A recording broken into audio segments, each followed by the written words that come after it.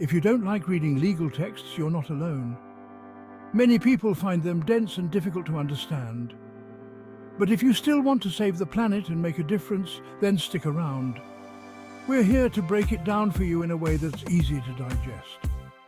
The UK has set the bar high with its sustainability laws, making sure our environment, society and economy grow green together.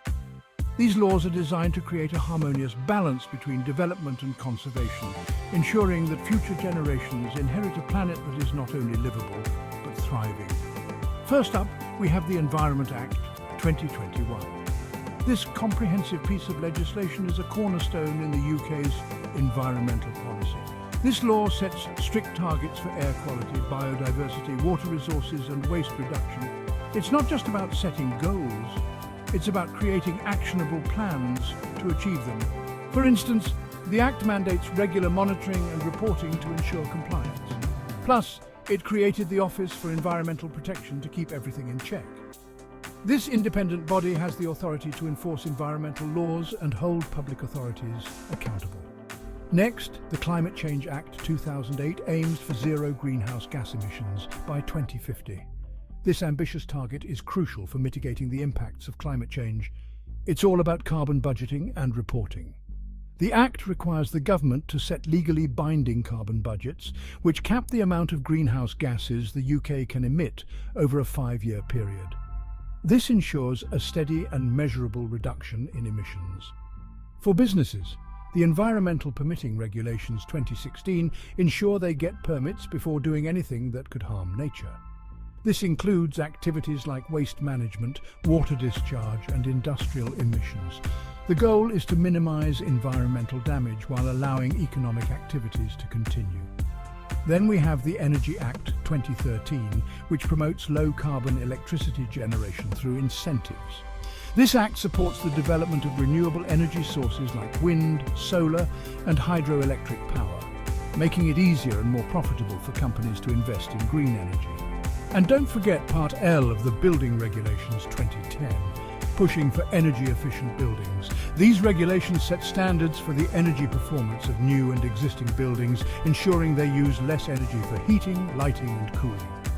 On the waste front, the Waste Regulations 2011 encourage recycling and reuse. These regulations aim to reduce the amount of waste sent to landfills by promoting the recovery of valuable materials.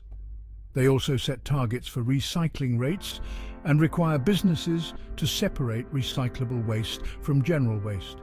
Meanwhile, the plastic packaging tax 2022 pushes companies to use recycled materials. This tax applies to plastic packaging that contains less than 30% recycled plastic, incentivizing companies to increase their use of recycled content and reduce plastic waste. Biodiversity is protected by the Wildlife and Countryside Act 1981, which safeguards various species and their habitats. Additionally, the Conservation of Habitats and Species Regulations 2017 provide further protection for natural habitats and species. These regulations implement the EU Habitats Directive, ensuring the conservation of rare and endangered species and their habitats.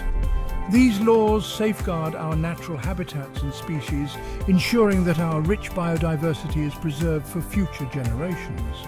They also promote the sustainable use of natural resources, balancing human needs with environmental protection.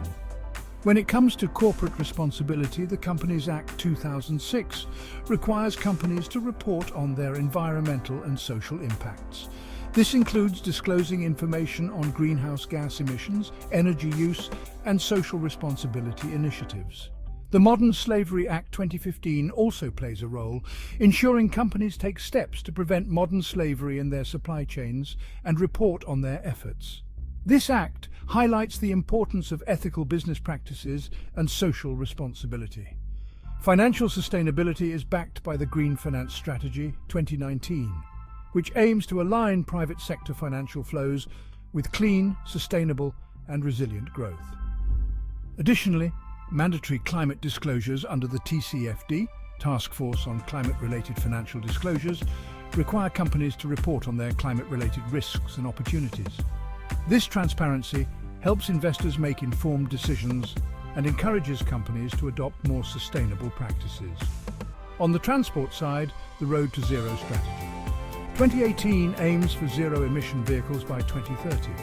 This strategy includes measures to support the uptake of electric vehicles, such as grants for purchasing EVs and investments in charging infrastructure.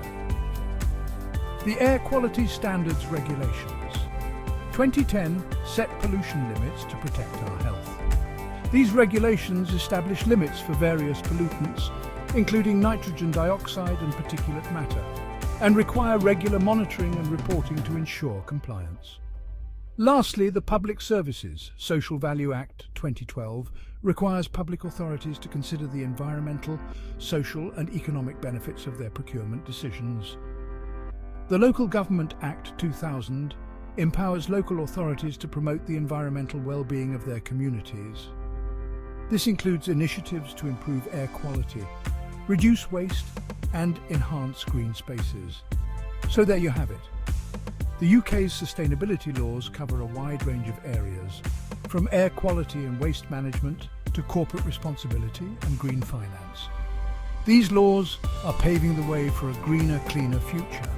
By staying informed and supporting these initiatives, we can all contribute to a more sustainable world. Stay informed, stay green.